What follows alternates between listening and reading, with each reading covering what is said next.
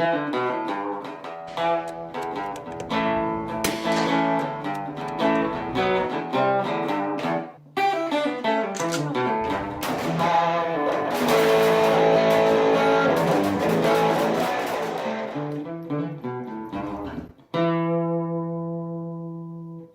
riots in Portland, Oregon have continued for over 90 days now. Now, I have a history with Portland, Oregon, and I kind of take this personal. I was born and raised in Missouri. However, twice in my life as a young child, my parents made a go at moving to Portland, or at least the Oregon area. When I was 2 years old, we moved to an area called Timber. It was a tiny little town with about 3 houses, a post office, and a bar, and a railroad track that went through it. It was halfway between Portland and the coast. I have a lot of memories of there. We left before I started kindergarten, but I still have a lot of memories of those mountains and how beautiful they were. I think we mostly moved because there just weren't any jobs at the time. This was the early 70s. In 3rd grade, my parents made another go and they moved to downtown Portland, Oregon. Moved in with a good friend of my mother's who lived in downtown Portland and still does to this day. Before I even finished 3rd grade, we had moved back. Apparently, the job market was pretty difficult there as well, so we moved back to the Missouri area, and I've been here ever since. However, over 20 years ago, both my brothers moved to Portland, and now both of them are married. And 5 years ago, my mother moved in with one of my brothers, also in Portland. So for the last several decades, I frequently visit Portland, oftentimes for family occasions, but typically if I go on vacation, I'm probably going to Portland. I've been there enough that I really don't even need a map for most places that I go while I'm there. I wanted to get an honest look at what was going on in Portland with these riots. So I've only seen kind of what I've seen on TV and read about. However, we all kind of know what we can expect out of the media lately. It can be stretched both directions. So I wanted to see it for myself. So I went to Portland last week to just lay my own eyes on downtown Portland, what this looks like, and what the protesters are really going through and what the police are going through. Also, I wanted to make it a point to talk to other people, specifically my family. One of my brothers leans conservative, my other brother leans liberal, and my mom is a hardcore Democrat, always has been, always will be. They all do have in common this lack of happiness with President Trump. We'll just put it that way. So I wanted to really see what they thought of. And then myself, I had an opinion as well as a Midwestern gun-loving Christian. I have an opinion on it as well. And then I also talked to a lot of local people while I was there. So I really wanted to get what's really going on in downtown Portland. I think it really, my sister-in-law nailed it when she talked about, well, who is downtown Portland? Because what you have among the riots is you have a lot of homeless people, you have a lot of hippies, and you have a lot of protesters, and then you have a lot of anarchists.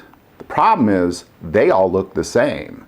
At first I thought she was kind of joking around and saying they all look the same, but when I went down there, they really all do look the same. It's very difficult to tell one from the other unless you're just looking at their behaviors. Other than the moms who wore a yellow t-shirt, I think that was, they looked very different than the rest of them, of course. I read an article this morning from the Associated Press that talked about Portland, downtown Portland being business as usual, and people saying, yes, the windows are boarded up, but restaurants are open, everybody's just going on as if it is usual. That is not usual. There is nothing normal about what's going on those few blocks in downtown Portland. So I just want to kind of talk about what it is I saw first. So I rented a car, and I didn't get out the extra rental insurance. So I was a little concerned about my rental car, to be quite honest. So both my brothers kind of condemned the fact that I was going down there to film. But one of my brothers did recommend that I park on the other side of the river from downtown and then walk over the Hawthorne Bridge as I went over. Now, the Hawthorne Bridge will lead you, when you get to the other side, you are literally right in the middle of where the protests are at the federal courthouse and the city hall and the downtown Portland police precinct. On my way over the bridge, what I saw was, I've never seen anything like it, just a mecca of tents for homeless people, protesters, hippie. There's just cities of tents everywhere. They're under the bridge, they're under the trees, they're downtown. It looks like a refugee camp to me. As you can see in this footage, it just really is not at all a normal thing to see. The first place I came upon was the downtown Portland Police Department. It's all boarded up, and there is a huge presence of police force. They were many people coming in and out of that building very frequently. It looked as if they were preparing for something big. Across the street, I saw this group of what I thought was young protesters, because again, they really all looked kind of the same. I actually went up to them and asked them if they're protesting, because I was hoping I could maybe get them to share why they were there and what they were expecting and what they were going to do. But they said they weren't there protesting. They were there specifically to cheer on the people that were getting arrested. Essentially, their goal there was to yell at the police and then encourage the people that were going to jail. And that's what they were doing there. The federal building, for the most part, seemed okay. I was a little surprised by that. However, the federal courthouse, it was like a barricaded, beat-up fortress is the best thing I can say, and then in the middle is a park where everybody's kind of hanging out. The city hall looked like an old abandoned warehouse with the giant words and flowers, defund. But it looked abandoned. There were folks camped out, and there was also groups of people preparing food. They had full-blown tent kitchens set up and preparing food for protesters as well. And everything was spray painted and kind of somewhat destroyed, with the main theme of the banners, posters, flags, and graffiti being Black Lives Matter. I want to take a moment and share a couple stories real quick. A few years ago, when I was a chemistry teacher at a Christian school, there was a young man, he was a black kid who, when I would take prayer requests at the beginning of every class, he would ask for prayer that he doesn't get shot while he's in Kansas City, because that's where his father lived. It was a genuine fear that this young man had, and we would pray over him and we would pray for him, and this was a few years ago. My nephew is a 17-year-old black kid in Portland, Oregon, who wants to be a tennis player. As I talked to my family about this, they all had different views, but all of them unanimously said, I don't know what I would think if something happened to him like that. And he personally is a little afraid to drive around Portland because of his color. My whole family had that common theme, regardless of what political side they were, and rightfully so. So let's go back to these protests and who's there. Yes, protests should be allowed, period. I don't care what you're protesting. You should be allowed to protest. It is the foundation of our constitutional rights to have the right to peaceful protests, regardless of what it is you are protesting. If you want to protest peacefully, that's great. But what it is these protesters particularly want is ridiculous. Also this morning on Twitter, it was shown that a lot of protesters were in the apartment building of the mayor peacefully protesting. I don't know how they get away with being in the lobby. I'm sure that is to a degree trespassing. However, they left a letter that ultimately said they wanted the police department and the city hall to be completely defunded and torn apart into nothing by 2022. Ultimately, their goal is that there is no Portland Police Department. I just think that's absolutely ridiculous, and I've never even heard of such a thing, and I don't even think they know what they're asking for. But this is what they're asking for, and they do have the right to protest it. They should be able to protest wherever they want, peacefully. By all means, protests. But let's kind of go back to who's there. The homeless people who are camped in among everybody are just kind of caught in the middle of it. The hippies are there. Now, just a quick thought on my 2 cents on hippies. Now, My parents were hippies growing up. I don't have a problem with hippies. The problem I've always had with Portland, Oregon for the last couple decades is there are young people who have a cause and they're kind of mean and they're kind of jerks about it, for lack of better words. What I kind of mean by that is oftentimes I would come out of a grocery store, and I'm talking 10, 20 years ago, and there'd be kind of a barefooted guy with dreadlocks and no shirt wanting me to sign a petition or donate money to just ridiculous causes to some extent. Like for example, it's a ridiculous cause, but they wanted to put hiking boots on mountain goats and save them. I mean, and of course you have to just go, what are you even talking about when they suggest such a thing? And then they're in your face asking, well, don't you care? Why don't you care? I mean, it's awful. But it is what it is. They've always been like that. I think what this thing in Portland has done is it's given them an opportunity to release all of that. And they're engaging in it. And then you get to the big problem, the anarchists. These are the people who are taking it up a huge notch. These are typically young people who want to bring it all down.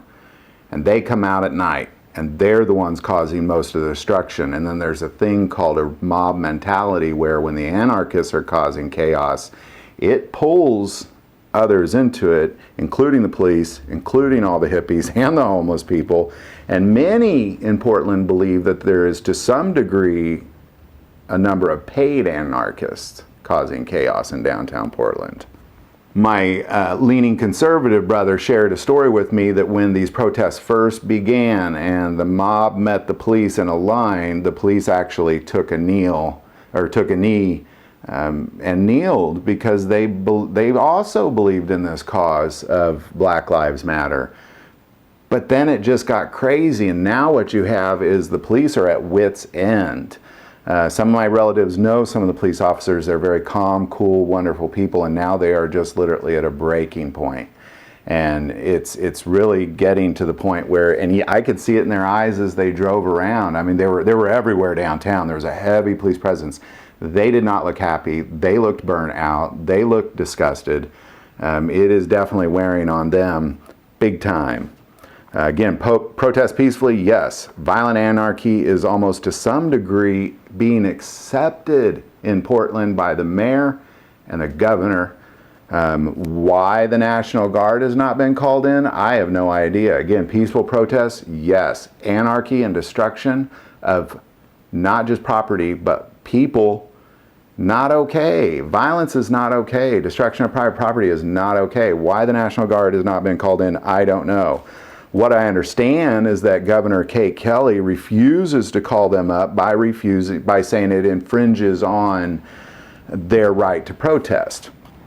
Now, the National Guard can hold down the anarchists while allowing peaceful protests, but then we kind of get back to, well, what does everybody look like? It genuinely is not a joke. It's really hard to tell the difference between the protesters, the hippies, the homeless people, and the anarchists.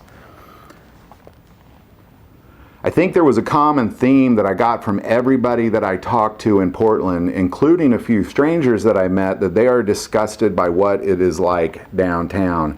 And they talk about how beautiful downtown Portland used to be just a few short months ago. The area downtown, regarding the article about business as usual, that 8-block radius, there's nothing usual about that. It is a war zone. But the rest of Portland really is business as usual. If you stay away from that little area of downtown, or you stay away from the bridges that I walked over because they kind of cause problems to and from that area downtown on the bridges as well, outside those areas, it really is kind of business as usual, but people are just fed up and nobody goes downtown anymore. The National Guard can come in easily and just shut down the anarchy and leave the peaceful protesters to protest. At this point, 90 days of anarchy has included major destruction of property, destruction of businesses and the owners' lives. They have dragged people out of cars and beaten them unconscious. There's this major ongoing violence between PD and protesters. The anarchists are essentially holding a part of downtown Portland in a type of siege, and all of this rests on the shoulders and is at the fault of Governor Kate Brown. All of it can come to an abrupt end if she would just simply call in the National Guard. Peaceful protesting, yes. Purpose for protesting, yes. What they want out of it, that's insane in my opinion. There is no way they truly deep down want no police in their downtown area. It would literally look like a Mad Max film in about 3 months if they got rid of the PD in Portland. So I think what they're asking for is ridiculous. The anarchy has to stop. And the reason it hasn't stopped is because Governor Kate Brown has refused to stop it. And that's really the end of it. There is nothing else going on in Portland. I've stared at it with my own eyes. I've talked to my families who've had to drive around it and deal with it for the last 90 days. And I've talked to a lot of the people that live in Portland and they love their city and they're tired of the anarchist.